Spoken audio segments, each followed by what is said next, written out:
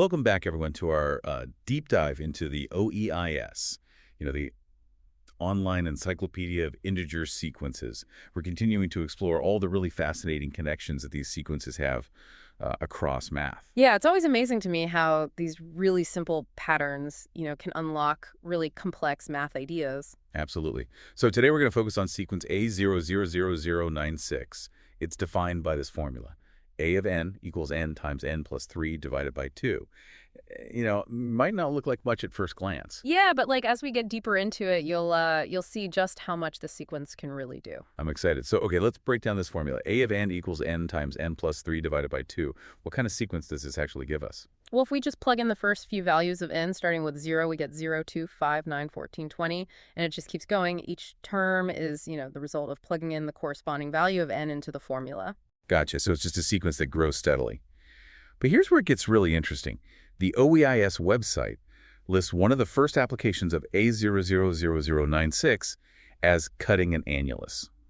Now, for those who may not know, an annulus is basically a donut shape. That's right. And what's really cool is that this sequence tells you the maximum number of pieces that you can get by slicing a donut with end cuts. Wait, so there's a formula for how to cut a donut into the most pieces? That just seems counterintuitive. It might seem that way, but think about it visually. You can imagine drawing lines across the donut, and each new line can intersect all the previous lines, and those intersections create more pieces.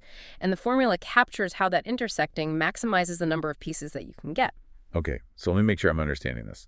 So if I make 3 cuts across a donut, the maximum number of pieces that I could get is, okay, plugging in 3 to the formula. We get 3 times the quantity, 3 plus 3 divided by 2, which is 9 pieces. Exactly. And, if you go to the OEIS website, they actually have a visual representation of this. It's surprisingly intuitive when you see it. That's awesome. I love when things are visualized. Okay, so we've talked about donuts. What else does this sequence pop up in? The OEIS lists a ton of other applications for A0000096. Well, let's go from donuts to something a bit more familiar, geometrically speaking. Diagonals of a polygon. Diagonals. Okay, so those are the lines that connect non-adjacent vertices of the polygon. So how does this sequence connect to that? With a slight tweak to our formula, A0000096 gives us the number of diagonals in any polygon. Instead of n times n plus 3 over 2, we use n times n minus 3 over 2. Gotcha. So if I have a pentagon which has 5 sides, I plug 5 into our modified formula, and that gives me 5 times the quantity 5 minus 3 divided by 2, which equals 5 diagonals. Exactly. You can verify this yourself if you want by just drawing a pentagon and counting the diagonals. Same underlying sequence, just a slight adjustment, and we can solve this completely different geometric problem. Interesting. It just goes to show that seemingly different math concepts can share these really unexpected underlying structures. Okay, what else can A00000000096 do? I'm ready for another challenge. Let's step into the world of polyominoes. Think of them as generalizations of dominoes. Ah, okay, so like those little rectangular tiles. Yes, but a polyomino can be any shape formed by connecting squares edge to edge. A good visual is Tetris pieces. Those are polyominoes. Okay, I'm picturing it. So how does this sequence fit into the world of tetra shapes? There's this special type of polyomino called a prime polyomino, and a prime polyomino can't be formed by sticking together smaller polyominoes. The only exception is a single square, of course. So a single square is a prime polyomino, but if it's made up of 2 or more squares, it's not. Exactly. And get this, A0000096 gives us the number of prime n-dimensional polyominoes. It's wild how this simple formula can handle such a complex combinatorial idea. So you're saying there's a connection between how many squares make up a shape and whether it's prime. That's fascinating. I'm really starting to see how this one sequence can pop up in so many different parts of math. And we've only just begun. It also has applications in game theory. Oh, okay. What kind of game? Well, it can help us calculate the number of possible checkmate positions in chess, the number of ways to checkmate with a king and rook versus just a lone king.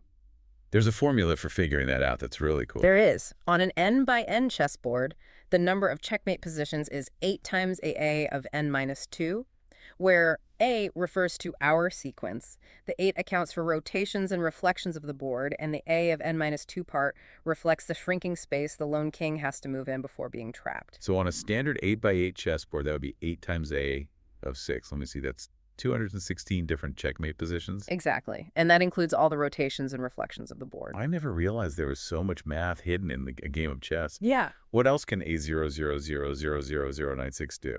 Let's shift gears to binomial coefficients. You probably remember them from high school, the numbers in Pascal's triangle. Binomial coefficients, yeah, combinations. So how does A0000096 connect to Pascal's triangle? It can help us identify sets of 3 consecutive binomial coefficients that form an arithmetic progression, meaning they increase by a constant difference. So if I'm looking at a row in Pascal's triangle, A0000096 can help me find those instances where 3 numbers in a row have the same difference between them. Precisely. Any such arithmetic progression in Pascal's triangle is linked to our sequence A0000096. Hold on, so we've got donuts, polygons, tetra-shaped chess, and now Pascal's triangle, all connected to this one sequence. It's amazing how much ground A0000096 covers. And we're really just scratching the surface. There are many more applications and connections to explore with this sequence. Yeah, it really is remarkable how one sequence can just weave its way through so many different parts of math. It really is. It's like A0000096 is this hidden thread connecting everything. So what else does this sequence have in store for us? Well, let's shift our focus to something you might find in computer science. Rooted trees. Rooted trees. Are those like those family trees with branches that represent relationships? Yeah, you can kind of think of it like that. In math, a rooted tree is a hierarchical structure, like a family tree. It has a root node that branches out into child nodes, and those can branch out even further. Okay, I'm picturing it. So how does A00000000096 connect to these math trees? It turns out that A0000096 can enumerate certain types of rooted trees. Imagine a tree where only the leaf nodes have a valence of 1, meaning they have one connection. And let's say there are exactly 2 other nodes in the tree that branch out.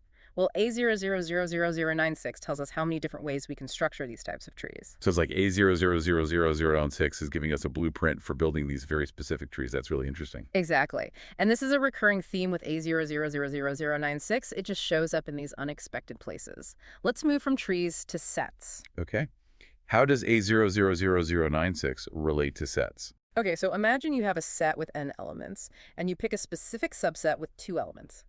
A0000096 can tell you how many subsets of size n-2 exist that have at least one element in common with your 2-element subset. Let me see if I've got this. So if I have a set of 5 elements, and I pick 2, A0000096 can tell me how many 3-element subsets will share at least one of the 2 elements I chose. Precisely. Like it's a way of quantifying the overlap between subsets. That's pretty cool. So from donuts to trees to sets, S0000006 can quantify things. What else can it do? Let's talk about permutations, which are basically ways to arrange a set of objects in a specific order. Oh, yeah, okay. I remember permutations from math class. Yeah. How does our sequence fit into this? Well, A0000096 counts something called distinct shuffles. Imagine you're shuffling 2 sets of playing cards, one with n+1 cards and the other with just 2. You're interleaving them, but there are some rules about how you do it. And the number of distinct shuffles you can create is given by S000000096. So it's like a very particular way of shuffling cards. Exactly. It's a bit technical, but the key is that A0000096 gives us a way to quantify the ways to combine these 2 sets of cards. That's pretty neat. It's crazy how this simple sequence connects to such a specific concept. There's more, right? Oh, yeah, absolutely. This is just the beginning. Remember when we talked about sequences where each term is defined by the previous term? Recursively defined sequences? Yeah, I remember that. Like a chain where each link depends on the one before it. Right. So imagine a specific type of recursive sequence where each term is calculated by multiplying the previous term by a constant adding another constant and then adding the index of the term multiplied by that same constant. Basically, each term builds on the last one in a very specific way. Okay, I think I'm following you. Well, the fascinating part is that the general formula for any sequence like that can be expressed using A0000096. So even in the realm of these sequences that build upon themselves, A0000096 is there. Exactly. It's a great example of how this sequence provides a framework for understanding all these recursive patterns. Wow, this is really something else. It seems like A0000096 is this universal language for describing patterns and shapes, sets, card shuffles, and even in sequences themselves. I like that, a universal language. And speaking of patterns, remember the triangular numbers we talked about earlier, the ones where we add up consecutive positive integers, 1, 3, 6, 10, and so on. Right. Each one makes a triangle shape if you picture it as dots. Exactly. Now, what if we take the difference between two consecutive triangular numbers? A0000096 actually helps us understand which of those differences result in another triangular number. So A0000096 can help us find pairs of triangular numbers that have a difference that's also triangular. Precisely. It's like a key that unlocks this relationship between triangular numbers. This is seriously mind-blowing. It feels like we keep peeling back these layers and finding new ways that A0000096 is connected to math. And there's more to discover. Let's explore weighted coefficients. Imagine a sum where each term is an integer multiplied by a coefficient, and those coefficients can only be 0 or 1. Okay, so it's like each term can be on or off depending on the coefficient. Exactly. And A0000096 helps us figure out how many different values that sum can have based on which coefficients are on. It's quantifying the different possibilities based on which terms are included. I can't get over how this sequence appears in so many different parts of math. It really shows how all these ideas in math are connected. And we've only just begun to explore A0000096. It really is. And there's still even more to explore with A0000096. So let's move into graph theory. Graph theory. Okay, so that's where we've got nodes and edges representing relationships, right? I always love a good graph theory problem. Yeah, exactly. And in graph theory, there's something called irredundant sets, which are sets of vertices in a graph that have a certain property. And A0000096 gives us the number of these sets in a particular type of graph. Okay, so it's like A0000096 is helping us to understand how these graphs are structured by counting these specific things within them. Right. And here's another one from combinatorics, Dick paths. Dick paths. Those sound kind of familiar. Aren't those like paths on a grid that have rules about how they can move? You got it. And they're often used in problems that have to do with counting and probability. A0000096 helps us understand these paths by telling us, the maximum number of peaks they can have. So again, it's giving us a way to describe these complex structures with numbers. Exactly. And speaking of describing things, remember polyominoes?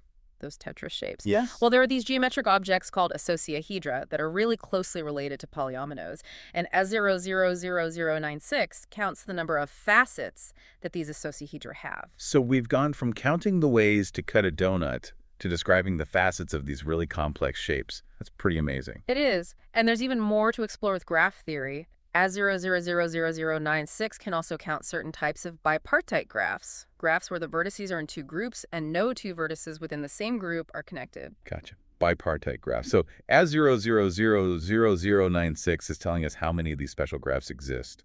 Exactly. And we also saw how it connects to permutations. It can count specific types of permutations that have a certain structure. It's like A0000000 is a chameleon. It just adapts and blends into all these different areas of math. It's crazy how all these seemingly different parts of math are connected. It is. And before we go, we can't forget the greedy pig game. Greedy pig. A game. Okay, how does that connect to our sequence? Well, A0000096 tells you the best way to get the highest score when you're playing with a certain type of die. It's a really unexpected connection. I never thought a math sequence could help me win a game. This whole deep dive into A0000096 has been amazing.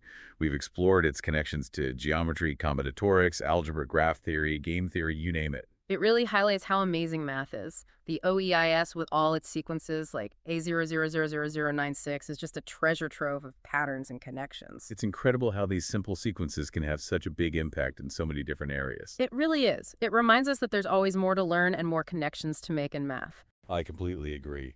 Well, that wraps up this deep dive into E0000096. We encourage all of you to explore the OEIS and see what you can find. Until next time, stay curious, everyone.